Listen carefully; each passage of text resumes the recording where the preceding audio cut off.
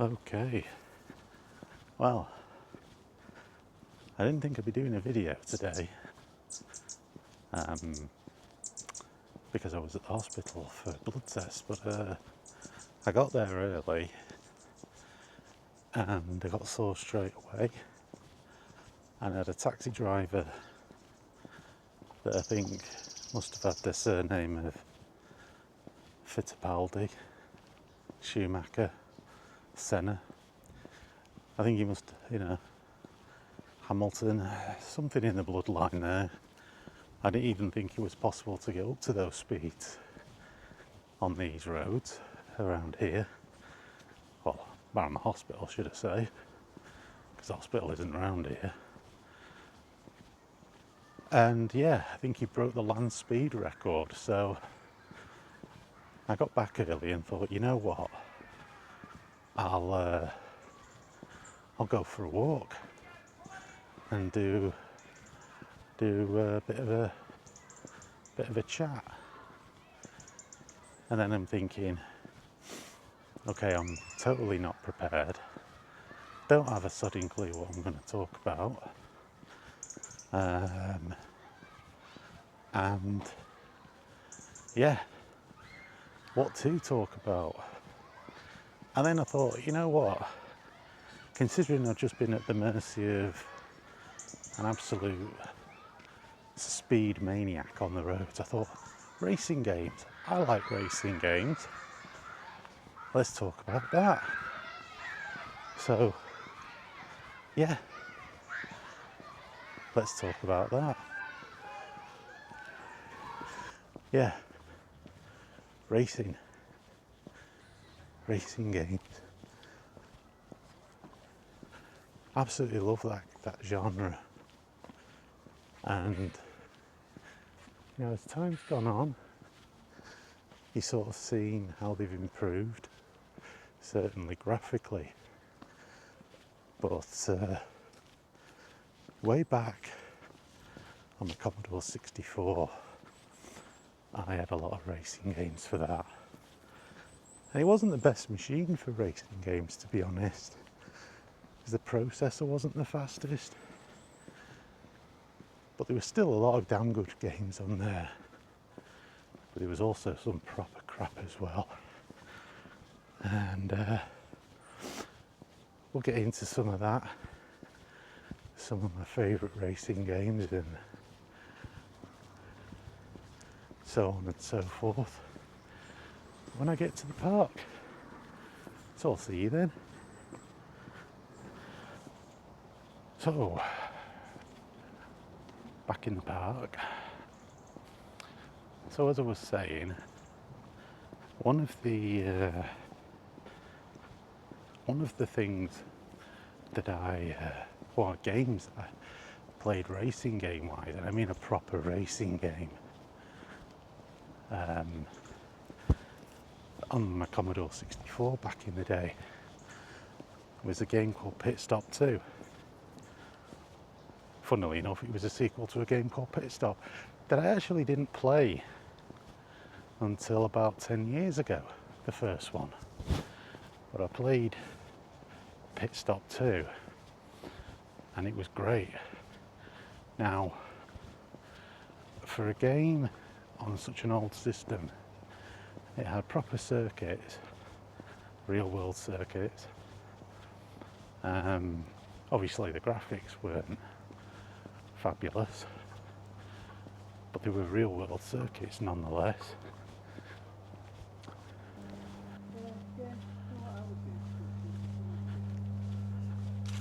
Yeah, and you had an opponent who's like split screen, so you could have two player, but when you played in single player, you played against one opponent, and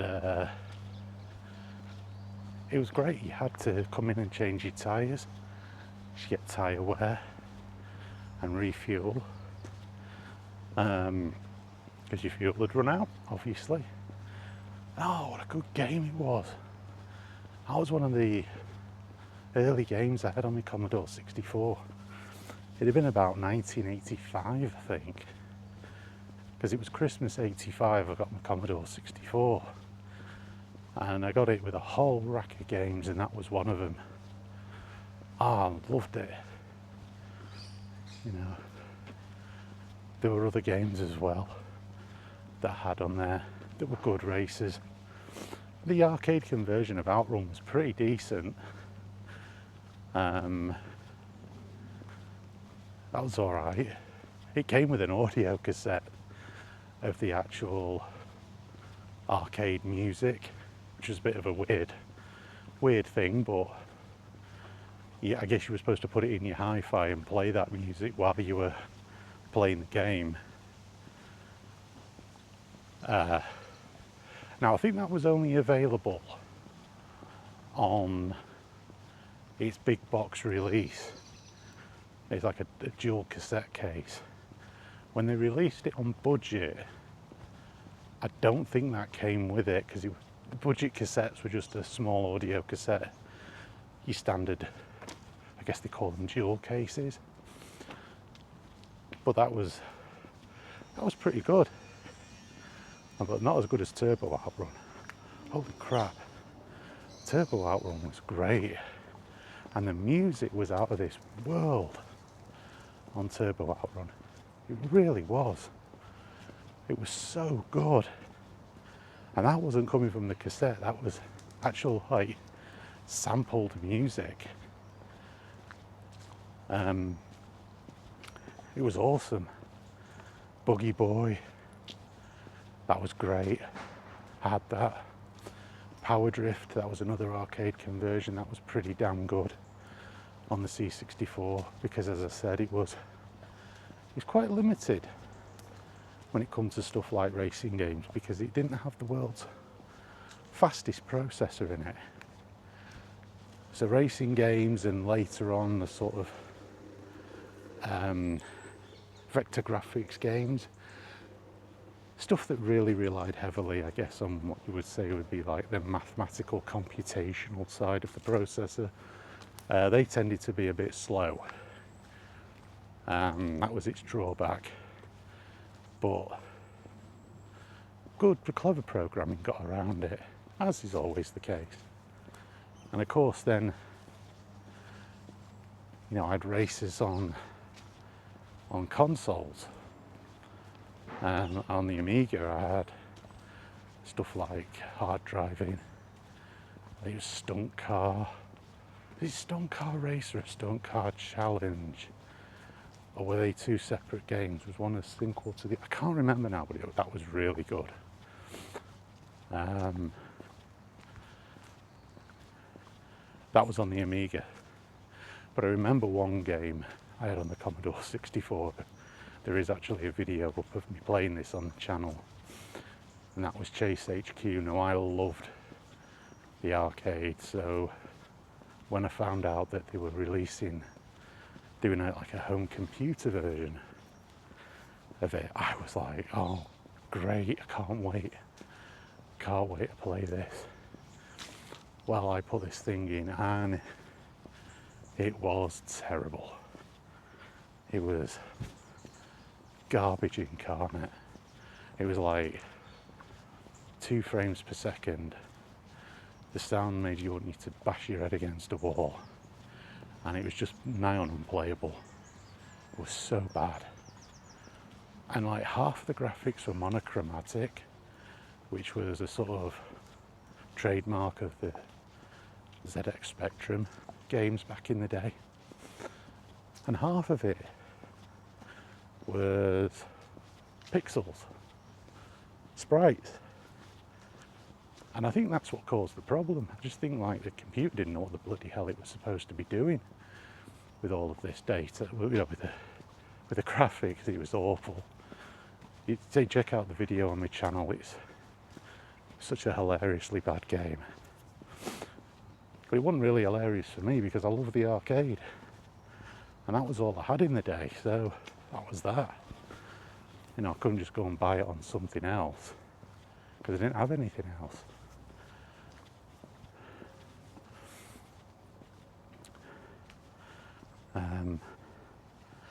What else did I have? Then on consoles, of course, had stuff like, I got Outrun on the Mega Drive and on the grass again today, that's for certain. Not after yesterday.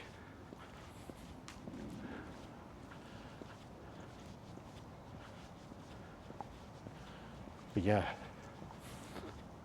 when I got to the Mega Drive, I mean the Master System I had Outrun as well. What else did I have? There was a Hang-On that came built into the console. That was a pretty decent motorbike racing game. I'm never going to cover all of these games, by the way. I had some decent motorbike racing games on the C64, and there was some really special ones as well that were really bad.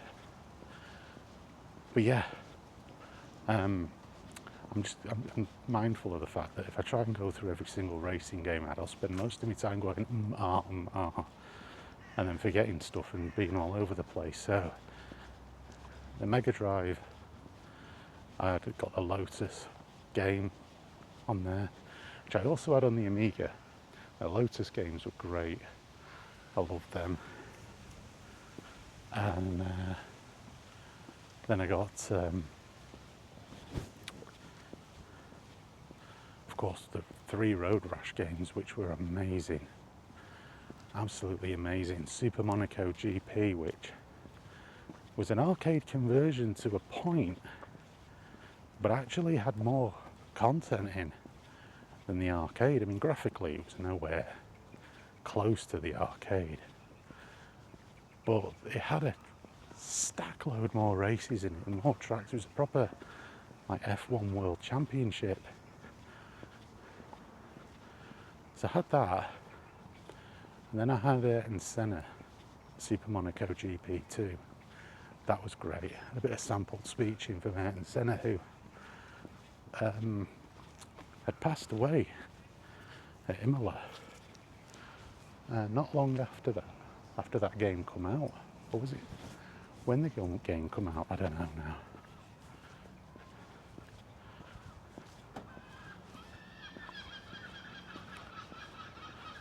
But that was an awesome game. It was very similar. It was just slight improvements over Super Monaco GP, as was tended to be the case a lot back then. But it was really good. Really good. And then there was an F1 game I had for it, which I think it was just called F1 World Championship. That was more of a sim type game, but that was really good too. I enjoyed playing that.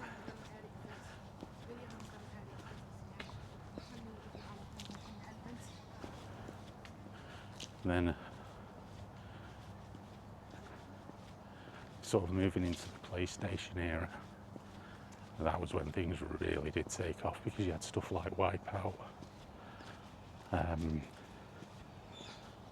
Destruction Derby, which was brilliant. Oh god, I had so much fun. I forgot to mention that in my PlayStation video. That was another game I got shortly after getting the console. Dean at Escape to Gaming mentioned it in the comments of that video, and I was like, God, I can't believe I forgot that. I love that game. That and Destruction Derby 2. Destruction Derby 2 just was like, it took Destruction Derby and it just built on it. It was bigger, better, you know. It wasn't just a cheap cash in. Entirely new courses. It was awesome. Really awesome. Had a lot of fun with that.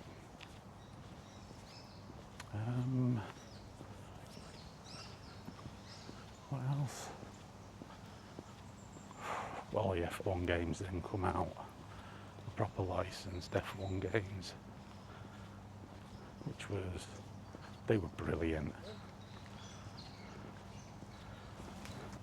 They were absolutely brilliant. The graphics back then on them games, you look at them now and they're obviously they don't stand up to scrutiny with modern games, but by God, back then the graphics were amazing. And I played that game to death. I remember being on holiday at the time. I bought it while I was on holiday, but of course I didn't have the PlayStation with me. And it felt like for half of that holiday, I was wanting to get home and play it. You know, the complete insanity that you have. You're on holiday and nearly half of that holiday you just spent wanting to get back home and to play a game that you've bought while you were on holiday. Not clever, but that's kind of how it was back then.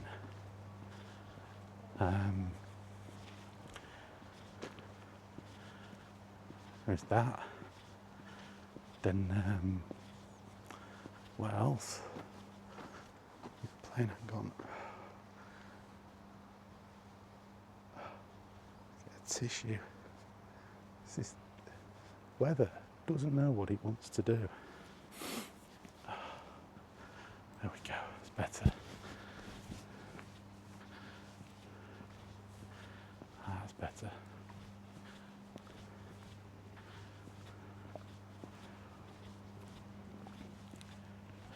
And then there was the Porsche game that was on the PlayStation.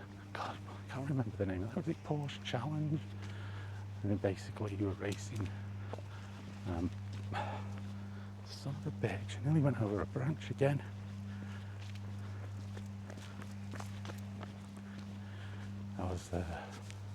That was a great game. Again, graphics were amazingly good for the technology. Really good. And then we start to get up to date. Like, PS2, it was just sort of the same, but with better graphics. The F1 games with better graphics, less pop-in, less sort of frame rate issues. They look great.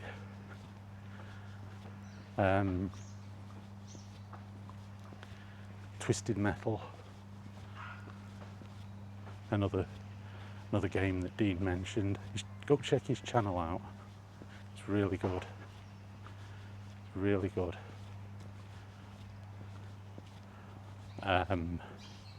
His channel's Escape to Gaming, so be sure to check it out. If I remember, I'll put a link in the comments section, but go and check his channel out. It's really good.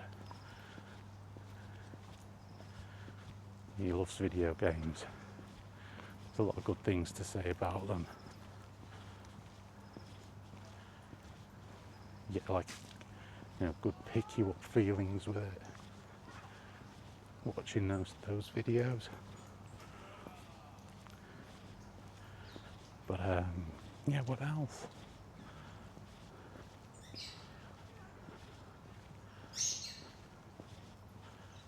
What else?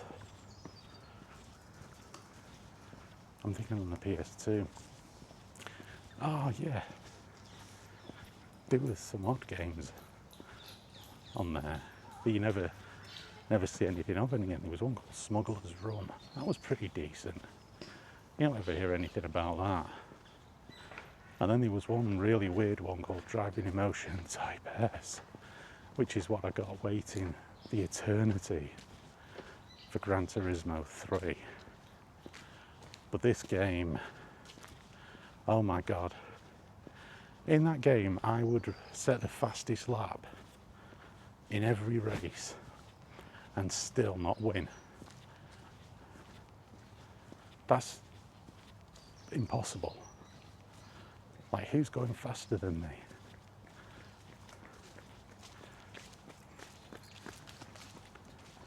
And it's not like I was starting miles back.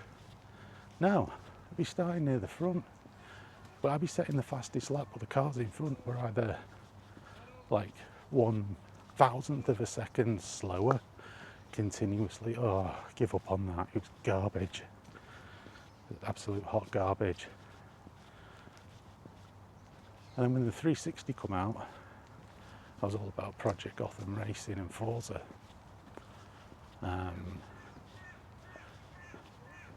Forza 2 played online with a group of people that I knew from a website forum that I was a member of back then, and we had some really good laughs playing Forza 2. We do ridiculous challenges, like get really underpowered cars and put them on like a mountain course in Japan, and just crazy stuff like that. We had such a laugh playing that. That was kind of back when you could play online, because a lot of people did it for laughs, rather than today where they're all trying to be the next, super duper world championship gamer, making it no fun for everyone. So I don't play online anymore. I can't be dealing with all that. It's no fun. It's better when it's a laugh. But yeah, the Forza series I absolutely love, and it seems like that's going to go now. The Forza Motorsport series, because Turn 10 has been decimated with all of the cuts that Microsoft has done. It's like, gee, thanks guys.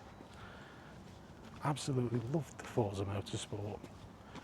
I mean, it used to sort of flip between that and Gran Turismo, but in recent years, Forza has been the one I've favoured over Gran Turismo. Gran Turismo alienated me a lot on the PS4 with that Gran Turismo Sport thing they released, which was just, it was alright, but it wasn't a proper Gran Turismo game. And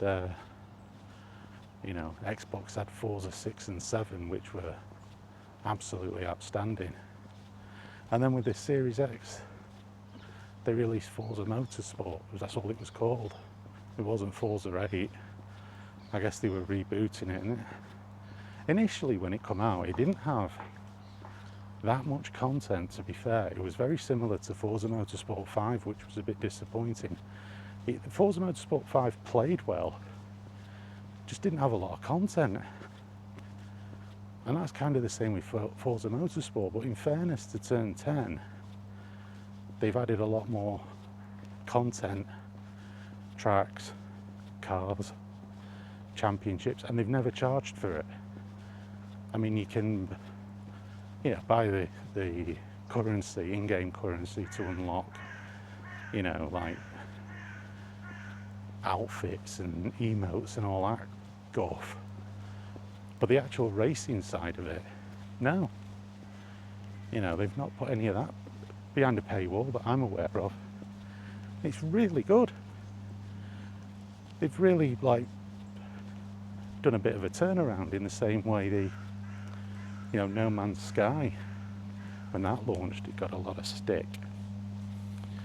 And then they improved that no end. They did the same with Forza Motorsport, and then Turn 10 have been shut or decimated like a skeleton crew, so I don't think we're going to see another one of them. We've got Forza Horizon, which is another great game.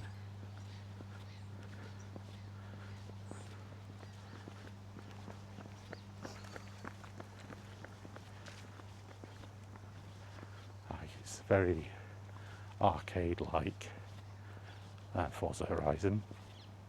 Very arcade-like. And when I say arcade, I don't mean old school arcade. What I mean is, in terms of the handling and the physics, it's not a simulator, a racing simulator as such. It's not like that. But yeah, I mean,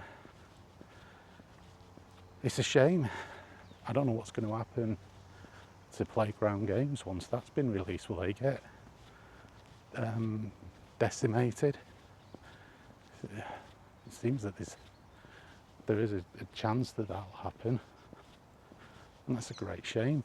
I don't know why they've done that with Microsoft. Forza was its flagship racing game, and it was excellent.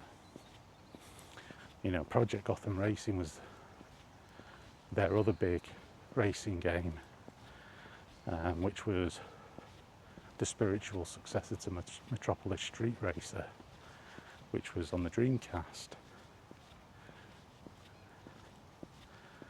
And that was a really good game as well.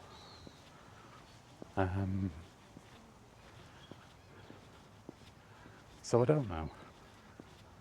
I genuinely don't know. I don't know what's going on with them with that, but not impressed that Microsoft have done that. You've then got your F1 games now. They're real, but they're all right. They always seem to have the same bugs every year in them now. Like really annoying bugs. They race well. They play well. They race very well. Handling is great. But there's annoying bugs and glitches in it that ruins the experience. And they get rid of it. They patch it out. It takes them months. They do like 20 or so patches, 30 or so big patches during the life cycle of the game. And then they then go and patch the bloody thing, or not patch it, when they release the next game, and all the bloody problems are back again. The daft annoying glitches. It's like, what do you do? Just cut and paste the source code. Why don't you cut and paste the fixed code if you're going to do that? Because it's an annual update like FIFA, you know, and Madden. And that's developed by Codemasters. Psygnosis used to do the F1 games on the PlayStation, and then they became like Sony Liverpool, I think they renamed themselves as, and they were good.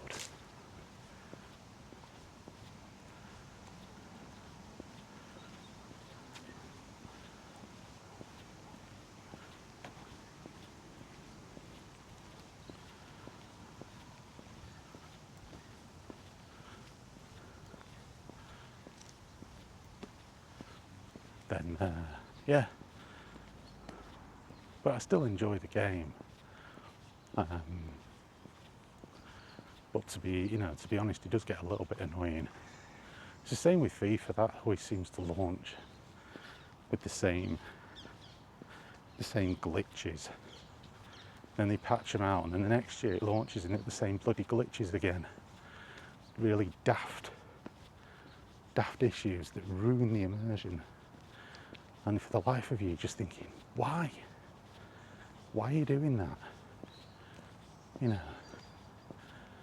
But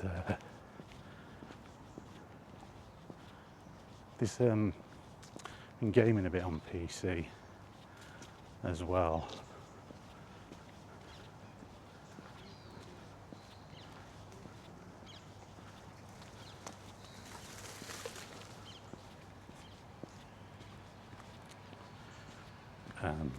Le Mans Ultimate.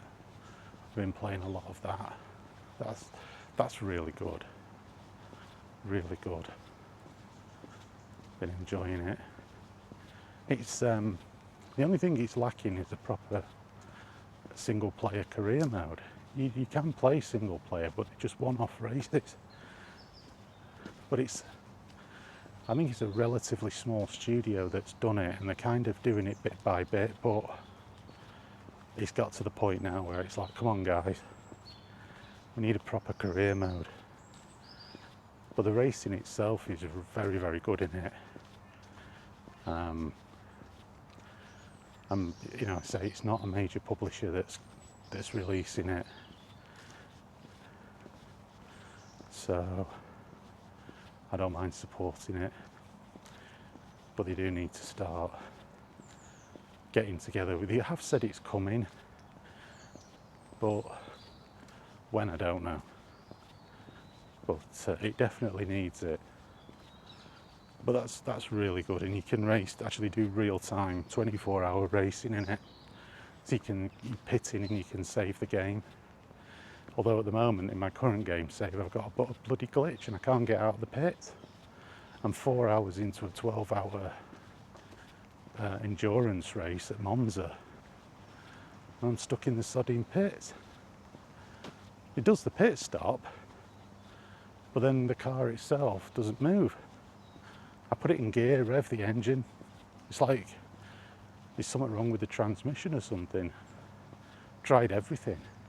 Switching the auto clutch on and off, and because there's a real like mass load of options. It's one of them ones where you can crank the simulator levels all the way up. You know, you see these people online, like proper racers with a full racing setup. You know, they play it, and it is good, but that element to it is just massively annoying me. Massively annoying me now. It's like, come on, fix these problems and get the bloody single player mode. It's what, not single player, get the career mode done. You know, make you feel like you're progressing, make you feel like you're doing something. So apologies there, I caught the microphone. It's attached to me in my hand. I was straightening my collar because it was irritating me a bit. But yeah, and I also have Forza Horizon. Well, I have that on the Series X, but I also have it on the PC as well because it was on sale on the PC with all of its DLC, and that was cheaper than just buying the DLC for the Series X. It's like, okay, nice one, Microsoft. And you know, in our next episode of shit that doesn't make sense, because I was just going to get the DLC for the Series X, but I thought, well, I can get the whole game and it's all the DLC for less on PC. It runs great. It's a great game. I'm looking forward to the next iteration of that, whenever that comes out, probably next year, one would think. And yeah, so you love racing games, absolutely love it. I love motor racing. Although I raced go-karts a few times, not in any kind of competition. Where the company I worked with, the boss there, he was many years ago, he was a big racing fan, and we used to play five-a-side football, soccer for any American viewers, and we used to do go-kart racing. And I was pretty quick in the go-karts, but I mean, I was just racing against like workmates. I wasn't racing against anybody of any like, you know, in a competition or anything. I'd have liked to have done it, you know, just to see how good I was, how quick I was. But yeah, that was about the length of it. About 3 or 4 times go-karting. So I won a few races doing it, just, yeah, with my workmates. But I probably would have got slaughtered against anyone else. I've got a real bad temperament in sport, where I go so far, so long, and then I just end up losing my shit and doing something daft, particularly if somebody annoys me. But yeah, that's my weird tangent for this video. So yeah, love racing games. So many good ones out there to check out. A branch now sticking into my leg for shits and giggles, so I think that's probably good a time as any to call it a day before I end up impaled in a tree. A bit of a ramble again, but that's because this wasn't planned. And my inspiration come from being driven to the hospital by one of the Fittipaldis. So yeah, that gives my age away, doesn't it? So right, I'll catch you all later, hopefully tomorrow, and maybe have something planned, who knows. So anyway, see you later.